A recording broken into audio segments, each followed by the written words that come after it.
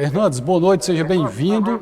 E vamos falar agora, né, da Câmara, né, que se prepara para votar aí o projeto que faz mudanças nas regras eleitorais aí, que são consideradas prejudiciais por especialistas. Boa noite, bem-vindo.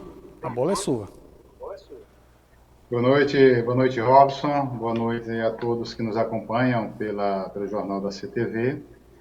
Robson, essas regras, né, que estão chegando aí, passou pelo Senado, né, e agora é encaminhado, né, para a Câmara dos Deputados, tem causado aí uma certa, digamos assim, uma polêmica em relação, principalmente aos especialistas que fizeram algumas críticas em relação a algumas situações, né, algumas regras que foram apresentadas, né, nesse sentido, né? Então, a propaganda política, por exemplo, né, para o transporte, inclusive o transporte aéreo, né, que pode ser utilizado e deixa assim algumas brechas, Robson, que pode muita coisa dentro das regras que foram estabelecidas, por exemplo, né? Essa questão de recursos que tem pode ser disponibilizado tanto para o transporte aéreo até para pagamento de churrasco até o show. Então foi isso que alguns especialistas apontaram em relação a algumas regras nesse sentido, né? Além dessa questão, Robson, vieram outras coisas que têm gerado alguma polêmica nesse sentido. Por exemplo, o veto de recursos para mulheres e negros, né, que se tinha um recurso reservado, né, como uma maneira de incentivar a participação das mulheres na política e da população negra. Então, esse veto vai ter um ponto que veta esses recursos que seriam destinados a essa parcela da população. E outra questão, Robson, que entrou nesse processo é em relação à questão da divulgação das pesquisas eleitorais que seriam proibidas na véspera ou no dia das eleições. Alguns especialistas também consideram, né, essa regra como censura, né? Foi apontado como essa regra como censura, que seria a proibição da divulgação de pesquisa científica, aliás, de pesquisa de intenção de votos, na véspera ou no dia das eleições. Os especialistas consideram algo assim extremamente, né, censurado, no sentido de que o eleitor deve, né, ter acesso a essas intenções de votos, é um direito do eleitor, na véspera ou no dia das eleições, ter acesso, né, às intenções de votos, levando em consideração que isso não seria prejudicial a nenhum candidato, né? Então, são esses pontos que têm aparecido, Robson, os principais, que vão ser encaminhados, né, essa votação vai ser encaminhada para a Câmara dos Deputados, eles vão ter até outubro para fazer essa votação. Provavelmente, né, serão regras aprovadas, porque provavelmente o governo tem a maioria na Câmara, né, e consegue a aprovação dessas normas, né? Então, tem uma série de questões também, outras que entram em relação às propagandas, às fake news também, né, que vão ser tratadas de forma muito Sempre há mudanças, mais né? moderada. Isso. Hernando, sempre há essas mudanças, né, em anos pré-eleitorais, né, sempre acontece mudanças de algumas regras, né, sempre acontece, né. Agora, nesse caso, essa última regra que você falou aí da divulgação, né, vamos dizer assim, de boca de urna, né, que a gente geralmente chama, né, você acha que isso aí pode influenciar? Acho que nunca influenciou, na verdade, né, o eleitorado. Eu acredito que não, Robson, porque eu imagino que o eleitor, na véspera ou no dia da eleição, ele já está com a sua votação, eu acho que o seu voto já bem definido, né? Ele já teve um tempo suficiente para avaliar, né? E levando em consideração, Robson, que as pesquisas, né, elas vão apontando ao longo, né, do todo o processo eleitoral. Então, essa última pesquisa que geralmente sai, né, ela é mais ou menos baseada naquilo que já foi divulgado durante todo o processo eleitoral. Eu imagino que está havendo aí alguma leitura no sentido de considerar que essa divulgação pode influenciar aqueles indecisos, no momento de decisão, ainda que chega no último momento, né? Ainda não fez uma opção por um candidato, né? Mas eu imagino que isso é uma parcela muito pequena de eleitores que chega no último dia de votação sem ter uma definição em quem vai votar, né? Na verdade, Robson, são questões que entram muito em debate, principalmente nesse momento, em relação aos recursos utilizados, né? Nós tivemos esse aumento em relação ao fundo, né, eleitoral aí, que provavelmente vai ficar naqueles 4 bilhões, né? A questão, principalmente, eu acho que mexe aí, é a flexibilidade em relação ao uso desses recursos, por exemplo, né? A pessoa pode utilizar para carro, para transporte aéreo, para jantar, para o chopp que pode tomar, né? Então, todas essas questões que eu acho que deveriam ser fiscalizadas com mais atenção, para que esse fundo ele fosse direcionado especificamente, né, para ser trabalhado em relação às propostas eleitorais. Só que dentro dessa proposta há uma flexibilidade muito grande em relação aos recursos do fundo eleitoral. Muito bem, Hernandes. Agora vamos mudar um pouco de assunto aqui, né? A gente tem falado bastante aí sobre privatizações, né? E, enfim, em PEC aí o governo ele vai propor a distribuição aí de partes das privatizações aí para a população de baixa renda. Como seria isso? Robson, esses recursos da privatização, inclusive a gente tem falado sobre a dívida pública do governo aqui, né?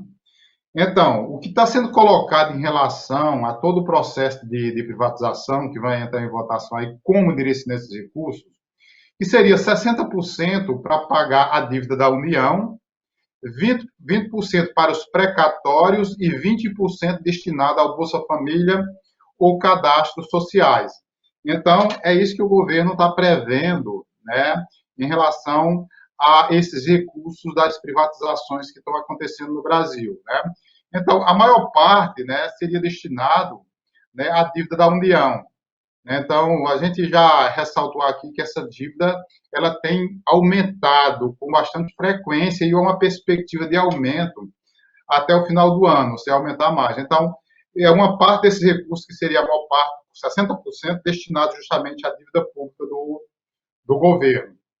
O que seria isso, né, Rolf?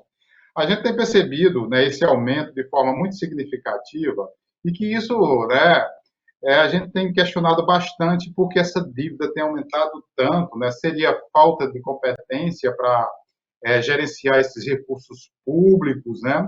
A tendência é que o governo, a tendência não, o fato é que o governo está gastando mais do que tem para gastar. E isso tem acumulado uma dívida pública. A gente não entende bem, por exemplo, porque tem havido cortes em diversos setores, educação, saúde, meio ambiente, né? Esses setores têm passado por diversos cortes e recursos, né? No entanto, a dívida tem aumentado com bastante frequência. Então, os recursos oriundos das privatizações vão ser direcionados justamente para esses 3 setores, segundo o próprio governo, né, em projeto que vai entrar em tramitação para ser votado, né?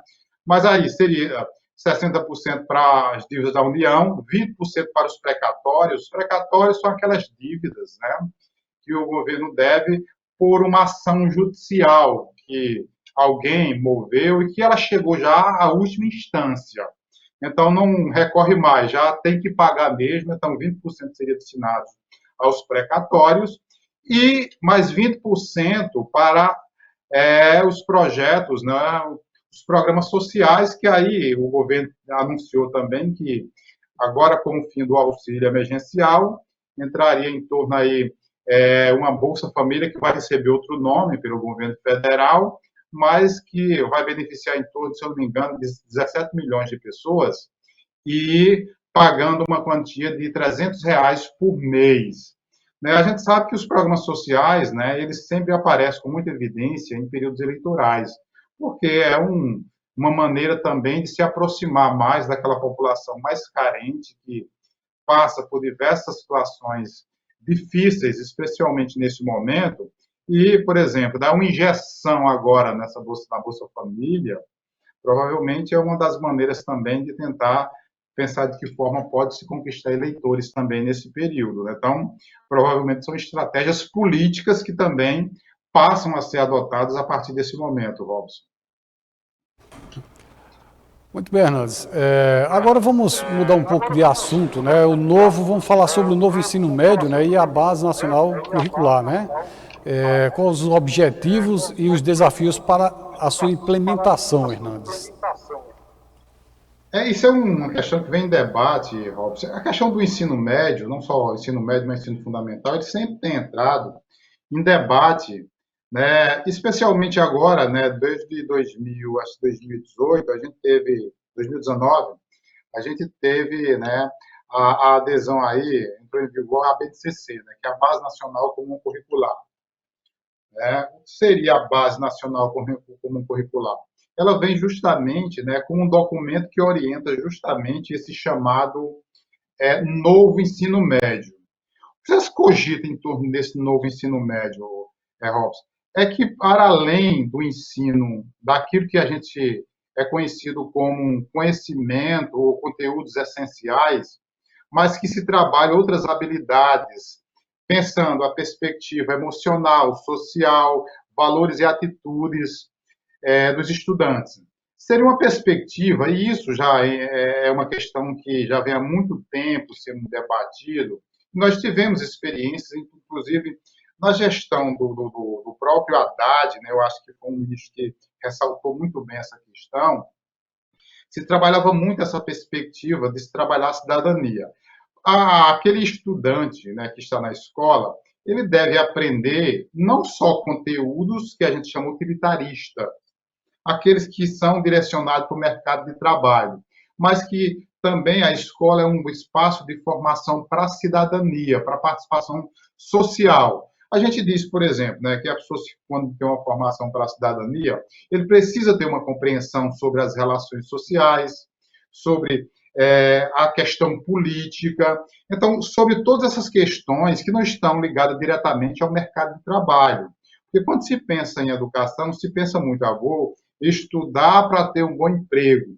Também, né? A gente estuda pensando nisso. Mas também aquela perspectiva que a gente chama de uma formação política, uma formação cidadã, que nos dê um conhecimento capaz de ter uma compreensão sobre as relações sociais, econômicas, educacionais, né? Isso é uma ferramenta fundamental para que todos nós possamos participar das decisões da sociedade. Inclusive, quando a gente vai decidir, por exemplo, Robson, por um candidato, né? Seja a prefeito, a vereador, a deputado, a presidente, a governador. Então, ter essa leitura, né? Compreender bem as relações políticas, né? Será que nós, brasileiros, temos uma leitura clara o que é um partido de esquerda, o que é um partido de direita, o que é uma linha progressista, o que é uma linha neoliberal? Talvez a maior parte da população, Robson, tenha dificuldade de ter uma clareza sobre essas ideologias políticas. E frente a isso, a gente já teve diversas discussões. Certamente você acompanhou toda aquela polêmica que se tinha em torno da discussão de escola sem partido. Se dizia que escola não é lugar de se discutir política. Eu penso justamente o contrário. Eu acho que escola, né, ela deve discutir política, né? Ela deve preparar as pessoas para ter uma compreensão. Discutir política não significa fazer campanha para determinado político. Se propõe justamente apresentar as diversas concepções políticas para que estudantes tenham uma concepção clara sobre o que é a política no Brasil, sobre o que são os partidos políticos, né? E eu penso que é fundamental. Mas dentro desse cenário da educação, Robson, entra algumas questões como a escola sem partido, na gestão Temer, nós tivemos uma discussão sobre o professor com notório saber. Isso gerou uma discussão muito grande nesse sentido, que seria aquele professor que poderia ser contratado para ministrar aula sem que se precisasse passar por uma formação na área de licenciatura. Ou seja, alguém tem algum domínio de matemática, ele poderia dar aula sem que tivesse uma formação específica na área. Isso se gerou muita polêmica e, para mim, é um descaso muito grande com o professor quando se faz isso, porque o professor ele passa 4 anos, 5 anos no curso superior e dar aula, ou seja, trabalhar um conteúdo, não basta só dominar aquele conteúdo, mas tem a relação didática, metodológica que é fundamental para que, né, você consiga trabalhar bem determinados conteúdos, né? E um debate que nasce, inclusive nesse período de pandemia, Robson, é a educação doméstica também. Ou seja, pais que existem várias famílias hoje no Brasil que defendem, né, a educação do próprio filho, ou seja, não precisaria mandar o filho para a escola porque os pais cuidariam da própria educação dos filhos. Que eu acho que a pandemia tem provado que não funciona esse formato no Brasil hoje, inclusive com as aulas remotas, né, que as famílias de fato não têm conseguido acompanhar o desempenho dos filhos nesse processo, né? Mas são todas as questões, Robson, que mexem com a estrutura do ensino hoje no Brasil, mas a BNCC ela aponta justamente, né, uma possibilidade de se trabalhar essa educação numa perspectiva mais ampla. Agora, ela dá um enfoque muito grande à formação para o mercado de trabalho, né? E aí a minha crítica à BNCC, né? Eu acho que a gente precisa pensar mais na formação da cidadania. Ao mesmo tempo que prepara para o mercado, pensar em formar também para a participação social. Então, é preciso formar cidadãos também e não apenas mão de obra. Então, essa perspectiva fundamental que a educação deve adotar. Robson. Muito bem, Hernandes. Queremos agradecer a sua participação hoje no nosso Jornal da CTV. Amanhã estaremos de volta trazendo mais comentários seus aqui e logo cedo pela manhã, às 7h30, do Café com Comentário. Boa noite. Não importa onde você quebrar. Procure a oficina mecânica do Flávio.